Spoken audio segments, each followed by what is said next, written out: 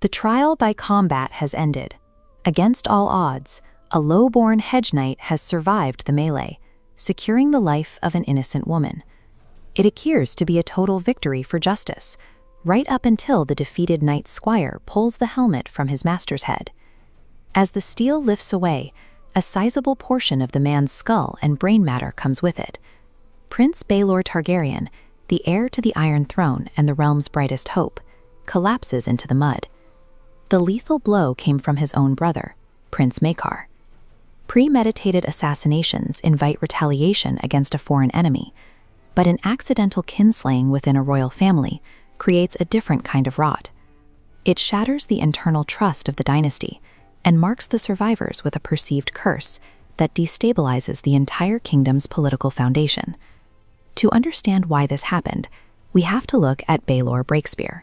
He was the perfect royal, a scholar, a diplomat, and the general who crushed the Blackfire rebels.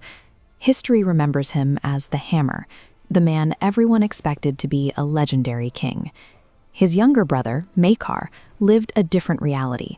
He was the Anvil, the man who held the shield wall and did the grueling work of war, while Baelor collected the glory. He grew up as the fourth son, a distant backup to a brother who seemingly never failed. That disparity continued into their own households. Baelor's sons were respected and popular, while Maekar's children were a public embarrassment. One a hopeless alcoholic, the other a sadistic sociopath named Aryan Brightflame. This dynamic created a psychological pressure cooker.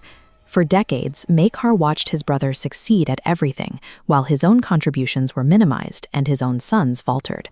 By the time they reached the Ashford tourney, Maekar was carrying a lifetime of suppressed resentment toward the man he was supposed to love most.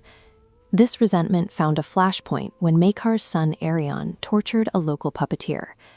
When the hedge knight Sir Duncan intervened to protect her, he struck the prince, creating a political crisis that could only be resolved through blood. Aryan, fueled by his own vanity, demanded a trial of 7. This rare and lethal 7-on-7 melee forced both families and their supporters to take up arms in a chaotic, large-scale execution of justice. Maekar took the field to defend his son's pride. In a move that shocked the realm, Baelor rode out on the opposite side. He chose to fight for the hedge knight, believing that protecting an innocent commoner was more important than blind family loyalty. Baelor's moral integrity effectively trapped him. By being the perfect prince who valued justice above all else, he placed himself directly in the path of a brother who had spent a lifetime feeling second best. During the melee, Baelor fought defensively. He pulled his punches and used his shield to deflect, actively trying to avoid shedding his brother's blood while the battle roared around them. Maekar possessed none of that restraint. Blinded by mud and panicked by the screams of his son Aryan, he lost his grip on his discipline. In that moment of chaos, the decades of suppressed inadequacy Maekar felt toward Baelor bypassed his conscious intent. The frustration of being the anvil finally manifested as a terrifying, unthinking physical release. Maekar swung his heavy iron mace with an unstoppable ferocity. The impact was powerful enough to crush Baelor's skull through the reinforced steel helmet. This is the danger of high-stakes environments combined with long-term resentment.